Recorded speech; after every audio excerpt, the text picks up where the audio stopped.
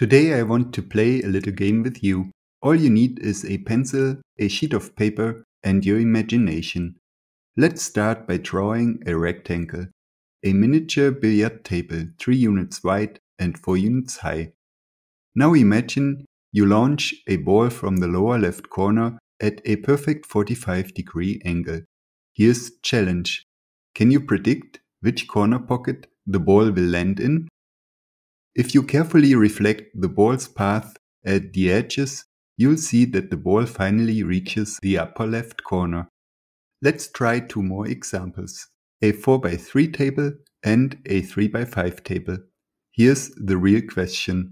Can we find a formula, a function of width w and height h, that always predicts the final corner pocket? I won't spoil too much by saying that the answer involves the concepts of the greatest common divisor, GCD, the least common multiple, LCM, and the method of prime factorization. This playful puzzle elegantly connects geometry to some of the most elementary ideas in number theory. With today's computing power, we can simulate hundreds of billiard tables and spot patterns easily. Let's explore. If the table is a square, predicting the ball's path is simple. It moves in a straight line with no reflections and lands in the upper right corner. This holds true for square tables of any size. For the following 3 tables, it gets more interesting. We look at a table with dimension 2x3, a second one exactly twice as large, and a third one with all dimensions multiplied by 3. You'll notice that the path of the ball is similar for all 3 cases. How can we recognize whether a billiard table is just a scaled version of a smaller one? Here is where number theory comes in. By computing the greatest common divisor of the width and height, we can check if both dimensions share a common factor. If the GCD is 1, the table is in its smallest form. There's no scaling, and we call the corresponding numbers for h and w co-prime. If the GCD is greater than 1, we face a scaled-up version of a smaller billiard table, and the greatest common divisor exactly reflects the scale factor. In fact, the scale factor is imprinted in the path of the billiard ball. It's the distance between the first intersection of the path to the nearest edge of the table. In the animations, a blue line highlights the distance and is a geometric representation for the greatest common divisor. This also reveals an important insight. The outcome of our experiment does not depend on the width and height individually, but only on their ratio. Let's continue with another observation. What happens if we swap the width and height of the billiard table? Geometrically, this is like flipping the table along the 45-degree line. Let's look at examples. If the ball originally ended in the bottom right corner, swapping the dimensions sends it to the upper left corner. On the other hand, the reflection does not change the result for the upper right corner. And it's not a surprise anymore, a trajectory that initially ended in the upper left corner now terminates in the lower right pocket. To figure out more cases also makes a great hands-on classroom activity. Students can each simulate different billiard table dimensions and collect their findings in a big table or grid where the horizontal axis shows the table's width and the vertical axis shows its height. Each entry of the grid denotes the final corner pocket of the analyzed billiard table. You'll notice a clear symmetry across the diagonal. Tables above and below correspond to swapped dimensions. The outcomes mirror accordingly. As we've seen before, upper right stays the same and upper left switches with bottom right. Of course, younger students may struggle to see the full pattern right away. They'll likely make guesses, hoping to avoid the tedious work of testing every case. But here's the twist. Even though the underlying rule is simple, it's surprisingly tricky to guess from just a few examples. When I tested this with 11-year-old students, they quickly noticed, along the diagonal, all billiard tables are square tables, and the result is always the upper right corner, no reflections at all. The first row and column are easy too. A table with just one row sends the ball into the upper right or bottom right corner, depending on its width. A table with one column has a similar zigzag trajectory between the upper left and the upper right pockets. There are more alternating patterns, and it's worth digging deeper into the nature of the corresponding trajectories. But if time is short, we can stimulate the process of understanding with a few observations. If both the width and height of the table are odd, the ball consistently lands in the upper right pocket. If the width is odd and the height is even, the ball seems to always end up in the upper left corner. Conversely, for even width and odd height, the data suggests that the ball always lands in the bottom right pocket. Let's turn to the remaining billiard tables, where both the width and height are even numbers. It might come as a surprise that in these cases all three outcomes can appear. But here's the catch. Our predictor function only depends on the ratio of the table's width to its height. When both dimensions are even, that ratio can be reduced by at least one common factor of 2. After full reduction, either the width or the height or both will become odd.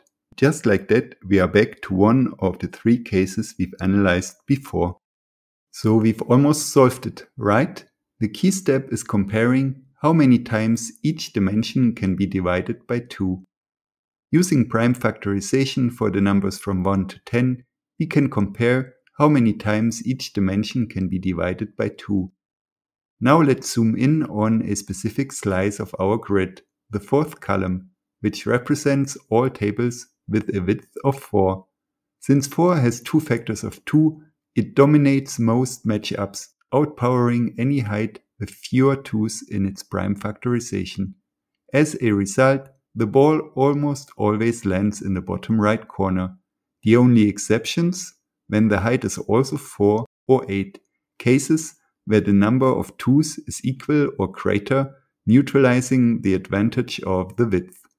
Now shift your attention to the row where the height of the table is 8.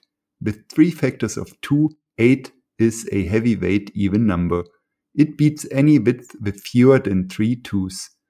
That means the ball consistently lands in the upper left corner unless the width is also 8. In that square table case, the straight line trajectory sends the ball to the upper right pocket instead. By simply counting the number of times each dimension can be divided by 2, we can completely solve this puzzle. Here's the final rule. If the prime factorizations of W and H have the same number of factors of 2, the ball finds itself in the upper right corner. If W has more factors of 2 than H, the ball ends up in the bottom right corner. And finally, if H has more factors of 2 than W, the ball lands in the upper left corner. This simple comparison, just counting powers of 2, unlocks the entire pattern. Are we there yet? Well, so far we've relied on patterns from small billiard tables. To be confident it works for all table sizes no matter how large, we need something deeper. There is a truly elegant trick, a shift in perspective that unifies all possible trajectories. In fact, it's this very idea that inspired the visual presentation you are watching now. And once you see it unfold, the underlying logic becomes much easier to grasp. The ingenious move is this: instead of reflecting the ball, we reflect the billiard table. The animation shows two realities at once. In one, the ball reflects off the edges as expected. In the other, the ball continues in a straight line but tunnels into a mirror version of the billiard table. At each bounce, the world splits. One version reflects the ball, the other reflects the table. Pause the animation at any moment and you'll see something remarkable. The ball's position in every mirrored world lines up perfectly with its original counterpart. Each version of the ball is in the same relative spot on its own table. So in the end, all these many worlds agree. They are not separate realities, but different ways of describing the same geometric truth. The ball lands in a pocket when it simultaneously hits both a horizontal and vertical edge for the first time. This happens at the least common multiple of W and H. In this straight line trajectory, the ball reaches a corner when it has traveled some multiple of the width horizontally and another multiple of the height vertically, and the two products, the total horizontal and the total vertical distance, are of equal size. For the general proof, we look at the ball that always moves in a straight line. We count how many times the ball crosses the table's boundaries, how many reflected tables it passes through in each direction. This is determined by the least common multiple of the width W and the height H. Let's break it down. If both W and H are odd, the least common multiple is odd too. So the table is reflected horizontally and vertically an odd number of times. As a consequence, the upper right pocket will wait at the end of the straight line trajectory. If W is even and H is odd, the ball crosses the height of the billiard table an even number of times and the width an odd number of times. This reflection pattern lines up the bottom right pocket with the straight line trajectory of the billiard ball. If H is even and W is odd, the least common multiple is even, so the ball crosses the width of the table an even number of times and the height an odd number of times. From the example you can see that this scenario places the ball in the upper left pocket. This discussion is completely generic and confirms our result for arbitrary table sizes. Before we wrap up, I want to give credit where it's due. I first learned about this fascinating lesson at the National Museum of Mathematics. Each year, they award the Rosenthal Prize for outstanding math lessons. This billiard problem, presented by Dan Finkel a few years ago, is one of the prize-winning lessons. You'll find a link to the full lesson plan in the video description, and I hope that this video can serve as a valuable companion. Of course, there are many exciting directions you could explore from here. What happens if the width to height ratio is irrational? What if the starting point or starting angle changes? For a deeper dive, I recommend a wonderful video by another Roof on YouTube. He explores similar ideas using screensavers instead of billiard tables. It's highly connected and goes way beyond what we've discussed here. You could even explore tables with different shapes, leading to topics like Benford's law, the golden ratio, or even aperiodic tilings.